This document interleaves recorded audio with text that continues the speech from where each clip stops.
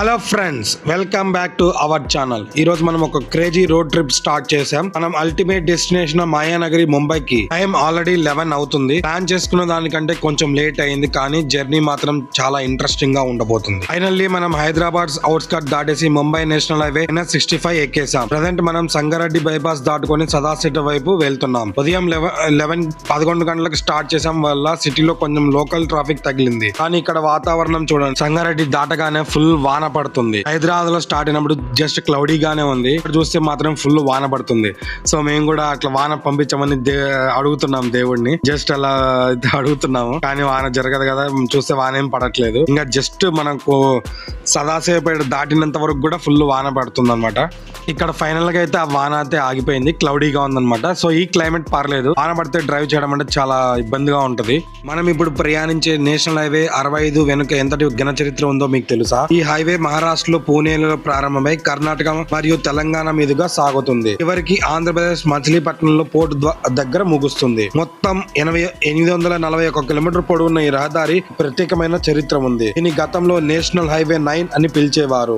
నిజాం కాలం నుండే హైదరాబాద్ కు ఇటు పశ్చిమ భారత తూర్పు తీరంతో కలిపే అత్యంత కీలకమైన వ్యాపార మార్గం ఇది. ప్రస్తుతం తెలంగాణ ఆంధ్ర రాష్ట్ర ఆర్థిక వ్యవస్థను ఇది వెన్నుముక్క లాంటిది. హైదరాబాద్ ఐటీ హబ్, సూర్యాపేట మరియు విజయవాడ లాంటి కమర్షియల్ సిటీలను కలుపుతూ నిత్యం వేల టన్నుల సరుకు రవాణా దీని ద్వారానే జరుగుతుంది. అటు ఐటీ సిటీలను, ఇటు సముద్ర తీర రేవలను జోడించే NH65 మన దేశ ప్రగతికి ఒక లైఫ్ లైన్.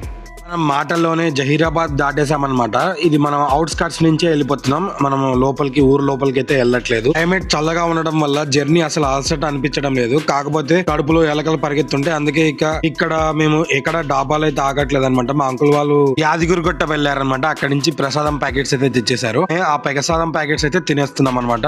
మనం ఇప్పుడు కర్ణాటక స్టేట్ లోని హుమ్నాబాద్ దగ్గర ఉన్నాము. సో ఇక్కడ జియో పెట్రోల్ బంక్ లో అయితే పెట్రోల్ పట్టించేసుకున్నాం అనమాట. జహీరాబాద్ దాటగానే మనకు కొద్దిసేపు కర్ణాటక బార్డర్ లోకి ఎంటర్ అవుతాం. హుమ్నాబాద్ మీదుగా మనం రూట్ సాగుతుంది. ఇక్కడ కూడా రోడ్ చాలా నీట్ గా మెయింటైన్ చేస్తున్నారు. కర్ణాటకలో కొద్దిసేపు ప్రయాణించిన తర్వాత మనం మహారాష్ట్ర బార్డర్ లోకి ఎంటర్ అవుతాము. బార్డర్ దాటగానే చుట్టూ వాతావరణం, సైన్ బోర్డులు, లాంగ్వేజ్ అన్ని మరాఠీలో మారిపోయాయి. ఇంకా రోడ్డు పక్కన పచ్చని తోటలు, చెరుకు రసం బండ్లు అలా కనిపిస్తుంటాయి. ఇప్పుడు టైం సాయంత్రం అరౌండ్ 4 అయ్యిందనమాట. సోలాపూర్ బైపాస్ దగ్గరికి అయితే వచ్చేసాం. జహీరాబాద్ నుండి సోలాపూర్ వరకు జర్నీ చాలా స్మూత్ గా, ఎలాంటి ఇబ్బంది లేకుండా సాగిపోతుంది. సోలాపూర్ అరౌండ్ 100 కిలోమీటర్లు ఉంది. ఇక్కడ నుంచి ఇంకా అరౌండ్ 1.5 అవర్ జర్నీ పడుతుంది అనమాట సోలాపూర్ కి. ఫైనల్ గా అయితే మనం సోలాపూర్ అవుట్స్కట్స్ కి అయితే వచ్చేసాం. సోలాపూర్ లో ఈ హోటల్ దగ్గర అయితే ఆగామన్నమాట. కొంచెం వెరైటీగా ఉంది. సో లోపల అరౌండ్ చూపిస్తా చూడండి. మొత్తం అంతా నేచురల్ గా ఉందన్నమాట. ఇక్కడైతే స్ట్రాంగ్ ట్రీ అండ్ వడాపావ్ అయితే తినేసి ఇంకా స్టార్ట్ అయిపోయామన్నమాట. పూణే నుంచి 250 కిలోమీటర్లు ఉంది. చాలా లాంగ్ గానే ఉందన్నమాట. సోలాపూర్ దాటిన తర్వాత పూర్తిగా చీకటి పడిపోతుంది. నైట్ టైం ఈ హైవేలో హెవీ వెహికల్స్, లారీ ట్రాఫిక్ కొంచెం ఎక్కువగా ఉంది. రోడ్డు కొన్ని చోట్ల డైవర్షన్లు కూడా ఉన్నాయి. పైగా ఎదురుగా వచ్చే వెహికల్స్ హెవీ లైట్ వల్ల డ్రైవింగ్ కాస్త ఓపిక్ గా, జాగ్రత్తగా చేయాల్సి వస్తుంది. ఇందాపూర్ రూట్ మీదుగా మనం పూణే వైపు దూసుకెళ్తున్నాం. ఇక్కడ ట్రాఫిక్ మాత్రం చాలా ఎక్కువగానే ఉంది. అన్ని వెహికల్స్, పెద్ద వెహికల్స్ వస్తున్నాయి. ఇంకా అలాగే కంటిన్యూ చేసి నైట్ 9:30 అవుతుంది. ఇక్కడ రాధాకృష్ణ వెజ్ అని హోటల్లో ఆగి తింటున్నాం అనమాట డిన్నర్. ఈ హోటల్ మాకు ఎలా తెలిసిందంటే జెమినీని అడిగాం. ఇక్కడ మంచి హోటల్ ఏది ఉందా అంటే జెమినీ సజెస్ట్ చేసింది ఆ హోటల్. సో అక్కడ ఫుడ్ మాత్రం చాలా బాగుంది. ఇక్కడైతే పూర్తిగా నైట్ అయిపోయింది. మాకు ఇంకా పూణేకి అరౌండ్ 100 కిలోమీటర్స్ దగ్గర ఉంది. సో ఇక్కడ మాకు ఒక వెహికల్స్ తగిలాయి. చూడండి, ఈ వెహికల్స్ అయితే ఆడుకుంటూనే పోతున్నారు. అటు ఇటు ఏదో కార్ టాయ్ లాగా తిప్పేస్తున్నారు వీళ్ళు. అసలు చాలా హెవీ ట్రాఫిక్ అన్నమాట. చూడండి వీళ్ళు ఏదో వెజిటేబుల్స్ అనుకుంటా, ఎలా అంటే అలా తీసుకెళ్ళిపోతున్నారు. ఆ పక్కకి ఈ పక్కకి అసలు చాలా ఫాస్ట్ గా, చాలా నీట్ గా డ్రైవ్ చేస్తున్నారు. సో మేము వాళ్ళని ఫాలో కాకుండా కొంచెం దూరంగానే వెళ్తున్నాం.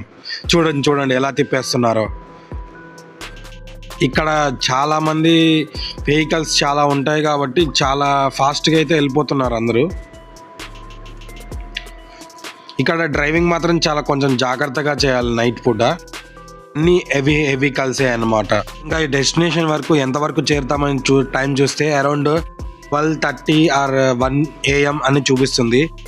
నాకు ఇంకా మేము ఎంత రిస్క్ ఎందుకని నైట్ పూట పూణేలో స్టాప్ తీసుకుందామని అనుకున్నాము. ఆక్స్ఫోర్డ్ ఆఫ్ ది ఈస్ట్ అని పిలిచే మహారాష్ట్ర సాంస్కృతిక రాజధాని పూణే చరిత్ర గురించి తెలుసుకుందాం. పూణే అనే పేరు క్రీస్తు శకం 8వ శతాబ్దానికి చెందిన రాష్ట్రీయ కూటల శాసనాలలో పూణే విషయ లేదా పూనకగా మొదటిసారి కనిపించింది. నది ఒడ్డున గెలిచిన ఈ నగరం కాలక్రమేణా ఎందరో గొప్ప పాలకుల చేతిలో మారింది. 10వ శతాబ్దంలో ఈ నగరం మరాఠా సామ్రాజ్యానికి కేంద్ర బిందువుగా మారి చరిత్ర పుటల్లో నిలిచిపోయింది. ఛత్రపతి శివాజీ మహారాజ్ తన బాల్యాన్ని తన తల్లి బీజాబాయి పర్యవేక్షణలో ఇక్కడ లాల్ మహల్ లోనే గడిపారు. శివాజీ మహారాజ్ తండ్రి గారు ఈ ప్రాంతాన్ని ఒక ముఖ్యమైన సైనిక స్థావరంగా అభివృద్ధి చేశారు.